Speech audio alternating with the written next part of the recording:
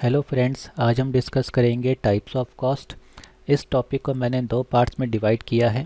Part one में मैंने उन कॉस्ट के बारे में डिस्कस किया है जिनको हम कर्व्स के थ्रू डिस्क्राइब करते हैं, और पार्ट टू में यानी कि इस वीडियो में मैंने उन कॉस्ट को डिस्क्राइब किया है जिनको हम बिना कर्व्स के डिस्कस कर सकते हैं। तो आप में से जिन लोगों ने पार्ट वन वीडियो नहीं देखा, उनके लिए मैं डिस्क्रिप्शन में उस वीडियो का लिंक प्रोवाइड कर रहा हूँ, आप उसको देख सकते हैं। चलिए स्टार्ट करते हैं। Types of cost part two. First one is direct cost. Direct cost क्या होती है? It refers to the cost which involve a direct expense and are easily traceable, यानी कि वो कॉस्ट जिसको हम इजीली ट्रेस कर पाएँ। ट्रेस करने का मतलब ये हुआ कि जिस हेड पे या जिस ऑब्जेक्ट पे मेरा खर्चा हो रहा है वो मुझे क्लियरली पता होना चाहिए। जैसे एग्जांपल देखिए, डायरेक्ट लेबर, यानी कि अगर मैं लेबर को वेजेस दे रहा हूँ तो मुझे पता है कि कितना वेजेस किस लेबर को दिया गया। इसी तरीके से अगर मैं रॉ मटेरियल को परचेज़ कर रहा हूँ तो मुझे ये क्लियरली पता है कि मैंने किस रॉ मटेरियल के लिए कितना पैसा खर्च किया। या फिर मैं मैन्युफैक्चरिंग के लिए कोई भी सप्लाईज़ ले रहा हूँ तो मुझे उसके बारे में पता होगा कि मैंने किस सप्लाई के ऊपर कितना पैसा खर्च किया। तो जब ये खर्चा मैं इजीली ट्रेस कर सकूं, यानी कि ऑब्जेक्ट और वो हेड जिसके ऊपर खर्चा किया जा रहा है वो वेल नोन हो मुझे, ऐसी कॉस्ट को कहते हैं direct cost. Next is indirect cost. Indirect cost किसे कहते हैं? It refers to the cost which are indirect and not easily traceable, यानी कि जिस कॉस्ट को मैं ईजीली ट्रेस ना कर सकूं उसे कहते हैं इनडायरेक्ट कॉस्ट। ईजीली ट्रेस करने का मतलब जब मुझे ठीक से ये ना पता हो कि ये कॉस्ट किस हेड पे या किस ऑब्जेक्ट पे लग रही है, उसे कहते हैं इनडायरेक्ट कॉस्ट। अगर हम इसको एग्जांपल से देखें तो रेंट या इलेक्ट्रिसिटी बिल इनडायरेक्ट कॉस्ट में देखा जाता है। तो रेंट पूरी बिल्डिंग का दिया जा रहा है, इलेक्ट्रिसिटी बिल भी पूरी बिल्डिंग का दिया जा रहा है। तो अगर आपसे ये पूछा जाए कि कितनी इलेक्ट्रिसिटी अकाउंट डिपार्टमेंट में लगी, कितनी इलेक्ट्रिसिटी प्रोडक्शन में लगी, कितनी इलेक्ट्रिसिटी परचेज डिपार्टमेंट ने यूज़ की, तो आप ये ठीक से पता नहीं लगा पाएंगे। उसी तरह अगर मैं रेंट को भी इन तीन हेड्स के ऊपर डिस्ट्रीब्यूट करूँ, उसका भी हम ठीक से अंदाज़ा नहीं लगा पाएंगे। लेकिन फिर भी ये कॉस्ट बिजनेस में लग रही है, इसलिए इस कॉस्ट को कहा जाता है इनडायरेक्ट कॉस्ट, यानी कि वो कॉस्ट जो इजीली ट्रेसेबल ना हो, यानी कि जो हम किसी पर्टिकुलर हेड या पर्टिकुलर ऑब्जेक्ट के साथ एसोसिएट ना कर सकें। नेक्स्ट इज एक्सप्लिसिट और अकाउंटिंग कॉस्ट। एक्सप्लिसिट का मतलब होता है क्लियर, और अकाउंटिंग कॉस्ट का मतलब जिसको हम अकाउंट्स के बुक में किसी पर्टिकुलर हेड के ऊपर शो कर सकें। अब हम इसकी डेफिनेशन देखें अगर, तो इसमें लिखा है it refers to the payments made in monetary terms by a firm to the owners of factor services required for production, यानी कि प्रोडक्शन में हम जिन फैक्टर सर्विसेज का इस्तेमाल कर रहे हैं उन्हें जो हम पेमेंट कर रहे हैं मनी की टर्म्स में, उस पेमेंट को या उस कॉस्ट को कहा जाएगा एक्सप्लिसिट कॉस्ट, यानी कि वो कॉस्ट जो क्लियरली किसी पर्टिकुलर हेड पर शो की जा रही है। एग्जाम्पल देखें तो सैलरीज, रॉ मटेरियल्स या अदर यूटिलिटीज़ जो होती हैं, इन सब पे होने वाला खर्चा अकाउंट्स में या अकाउंट बुक में बिल्कुल क्लियर होता है कि कितनी सैलरी किसको दी गई, कितना रॉ मटेरियल आया और उस पर कितना पैसा लगा, और किस यूटिलिटी के लिए हमने कितना बिल पे किया। तो ये जो क्लियर पेमेंट है या क्लियर कॉस्ट है, इसे कहा जाएगा एक्सप्लिसिट या accounting cost. Next is implicit और इकोनॉमिक कॉस्ट। इम्प्लिसिट का मतलब होता है विच इज़ नॉट क्लियर। तो अगर हम इसकी डेफिनेशन देखें, any cost that has already occurred but not necessarily shown or reported as a separate expense is called implicit cost, यानी कि वो कॉस्ट जो बिजनेस में लग रही है लेकिन उसको अकाउंट्स की बुक में किसी भी हेड के अंडर शो नहीं किया जा रहा और ना ही किसी ऑब्जेक्ट के साथ उसको एसोसिएट किया जा रहा हो, ऐसी कॉस्ट को कहते हैं इम्प्लिसिट कॉस्ट। तो अगर इसको एग्जाम्पल से समझें तो यहाँ पर लिखा है labour of owner who worked for the company but does not draw salary। इसका मतलब अगर मान लीजिए मैं ओनर हूँ कंपनी का और मैं अपनी कंपनी की भलाई के लिए फुल डे अपना कंपनी में लगाता हूँ, लेकिन मैं अपने उस दिन के पैसे कंपनी से चार्ज नहीं कर रहा हूँ, तो मेरा जो एफर्ट या लेबर मैंने उस दिन लगाया उस खर्चे को कहा जाएगा implicit cost. Next is opportunity cost.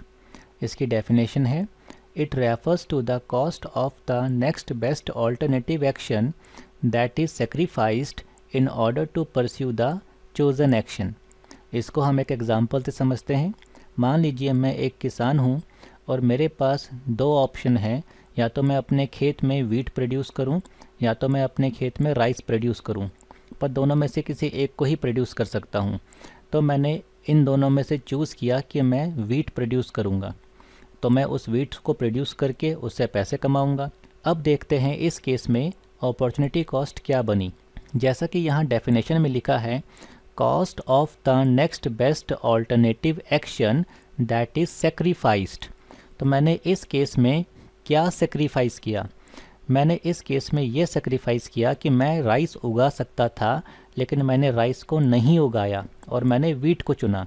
तो जो मैंने सेक्रीफाइस किया, यानी कि राइस का प्रोडक्शन मैंने सेक्रीफाइस किया, तो उस कॉस्ट को कहा जाएगा अपॉर्चुनिटी कॉस्ट, जो कि मैं पा सकता था लेकिन मैंने नहीं लिया क्योंकि मैंने दूसरा ऑल्टरनेटिव चूज़ किया। इसे कहते हैं opportunity cost. Next is sunk cost. Sunk मतलब डूबा हुआ, तो जो कॉस्ट डूब जाए उसे कहते हैं संक कॉस्ट। इसको ठीक से समझते हैं। यहाँ लिखा है, it can be understood as an irrevocable cost of the past business activity which has to be incurred now and is irrelevant to current business scenario. यानी कि ये वो कॉस्ट है जो किसी पास्ट बिजनेस एक्टिविटी पे लगाई गई है, लेकिन ये एक्टिविटी जो है ये करंट बिजनेस सिनारियो में अब किसी काम की हमारे लिए नहीं रह गई है।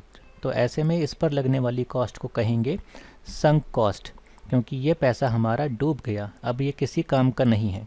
तो अगर आप इसको एक एग्जांपल से समझें, तो मान लीजिए मुझे एक रेस्टोरेंट ओपन करना है और रेस्टोरेंट ओपन करने के लिए मैंने किसी पर्टिकुलर एरिया को चूज़ किया और उस लोकेशन में मैंने रेस्टोरेंट ओपन करने से पहले रिसर्च वर्क करवाया, और रिसर्च वर्क करवाने के बाद मुझे रिसर्च स्टडी से ये पता चला यहाँ पर रेस्टोरेंट ओपन करना मेरे लिए प्रॉफिटेबल नहीं रहेगा, इसलिए मैंने उस लोकेशन में रेस्टोरेंट ओपन करने का आइडिया ड्रॉप कर दिया और किसी दूसरी लोकेशन को सर्च करने लगा।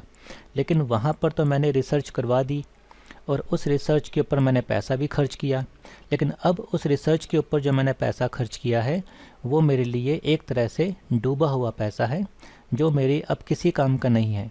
इसलिए इस रिसर्च के ऊपर जो मैंने पैसा लगाया उसे कहा जाएगा संक कॉस्ट।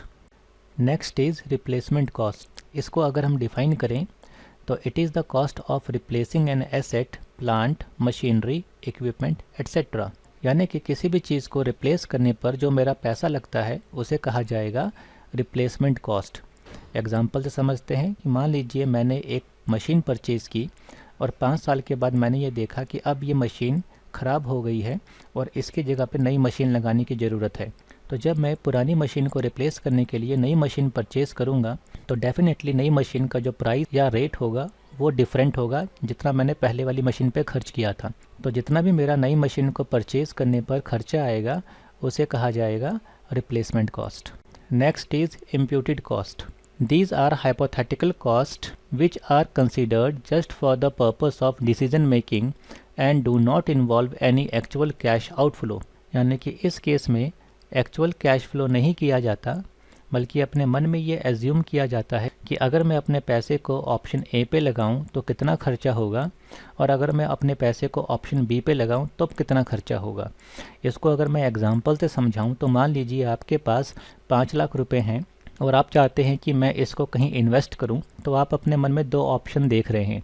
एक तो आप इससे मशीन परचेज़ करेंगे और उस मशीन से प्रोडक्शन करके उस प्रोडक्शन को सेल करके पैसा कमाएंगे। दूसरी तरफ आप ये भी कंसिडर करेंगे कि अगर मैं इस पैसे को बैंक में डिपॉजिट कर दूं तो मुझे कितना इंटरेस्ट मिलेगा। तो आप यहाँ पर डिसीजन लेते वक्त ये देखेंगे कि अगर मैं पैसा खर्च करता हूँ ऑप्शन ए पर तो कितना पैसा खर्च होगा और उससे मुझे कितना फ़ायदा होगा, और अगर मैं पैसा खर्च करता हूँ ऑप्शन बी पर तो कितना खर्चा होगा और कितना फ़ायदा मुझे वहाँ से होगा। तो ये जो खर्चा हम अपने मन में एज्यूम करते हैं इसे कहते हैं imputed cost. Next is real cost. It refers to the cost of all efforts and sacrifices made by the owners of factors of production in production of a commodity। तो इस केस में हम money को consider नहीं कर रहे हैं, बल्कि हम उन एफर्ट्स और सेक्रीफाइसेस को कंसिडर कर रहे हैं जो प्रोडक्शन के लिए फैक्टर्स ऑफ प्रोडक्शन ने बिज़नेस में लगाए हैं। इसको अगर हम एग्जांपल से समझें तो मान लीजिए मेरा एक बिज़नेस है और उस बिज़नेस की ग्रोथ के लिए मैं काफ़ी मेहनत करता हूँ। मैं सुबह से लेकर शाम तक काम करता हूँ, खाने पीने की चिंता नहीं रहती, मैं अपना कोई भी अदर वर्क सेक्रीफाइस कर देता हूँ और अपना पूरा टाइम सिर्फ़ और सिर्फ अपने बिज़नेस के लिए ही यूज़ करता हूँ। तो इस केस में मैं जो पेन ले रहा हूँ और मैं अपनी लाइफ के अदर इम्पॉर्टेंट थिंग्स को सेक्रीफाइस करता हूँ सिर्फ अपने बिजनेस की ग्रोथ के लिए, तो मेरे द्वारा किए हुए उस एफर्ट और सेक्रीफाइस को कहा जाएगा real cost. Next is social cost. It refers to the cost of hardships and sacrifices that a society has to bear due to operation of business activities. इसको अगर हम एग्जांपल से समझें तो मान लीजिए एक प्रोड्यूसर ने किसी पर्टिकुलर लोकेशन में अपनी एक प्रोडक्शन यूनिट को स्टार्ट किया, तो उस प्रोडक्शन यूनिट से जो हार्मफुल गैसेस निकल रही हैं वो वहाँ की एयर को पॉल्यूट कर रही हैं और उस प्रोडक्शन यूनिट से वेस्टफुल हैजार्डियस मटेरियल भी निकल रहा है जो कि नदियों में मिलाया जा रहा है। तो अगर हम देखें एक प्रोडक्शन यूनिट ने उस पर्टिकुलर एरिया में एयर को भी पॉल्यूट कर दिया और नदी को भी पॉल्यूट कर दिया। इस पॉल्यूशन का जो बैड इफ़ेक्ट है वो वहाँ की पॉपुलेशन के ऊपर पड़ेगा, वहाँ की सोसाइटी के ऊपर पड़ेगा और इस पॉल्यूशन की वजह से वहाँ की सोसाइटी को कुछ बीमारियों का सामना भी करना पड़ सकता है। तो ये जो नुकसान सोसाइटी को हो रहा है पॉल्यूशन की वजह से, और ये पॉल्यूशन क्यों हो रहा है, क्योंकि वहाँ पर एक प्रोड्यूसर ने प्रोडक्शन यूनिट को स्टार्ट किया। तो जो सोसाइटी इस प्रोडक्शन यूनिट की वजह से ये कॉस्ट बियर कर रही है, इसे कहा जाएगा social cost. Next is historical cost, यानी कि it refers to the actual cost of acquiring an asset और प्रोड्यूसिंग अ प्रोडक्ट और सर्विस। तो जो पैसा आपका लग गया और वो हिस्ट्री बन गया उसे कहा जाएगा हिस्टोरिकल कॉस्ट। तो जैसे आपने कोई एसेट परचेज़ किया, आपने उस पर खर्चा किया, या आपने कोई प्रोडक्ट और सर्विस प्रोड्यूस किया, उस पर आपने कुछ खर्चा किया, यानी कि अब ये खर्चा हो गया, ये एक हिस्ट्री बन गया, पास्ट में चला गया, अब आप इसमें कुछ ऑल्टर नहीं कर सकते, तो इसे कहते हैं historical cost. Next is incremental cost. It is the additional cost in relation to a change in the level और nature of business activity। इसको अगर हम एग्जांपल से समझें तो मान लीजिए एक प्रोडक्शन यूनिट में पर डे 100 यूनिट्स प्रोड्यूस की जाती हैं, पर अब डिमांड के अकॉर्डिंग इन्होंने सोचा कि अब हम 100 की जगह 120 यूनिट्स प्रोड्यूस करेंगे, यानी कि 20 एक्स्ट्रा यूनिट्स प्रोड्यूस करेंगे। तो ये जो 20 एक्स्ट्रा यूनिट्स प्रोड्यूस करने पे जो खर्चा आएगा इसे कहा जाएगा incremental cost. Next is controllable cost. It refers to cost which can be influenced or controlled by the actions of the organization members।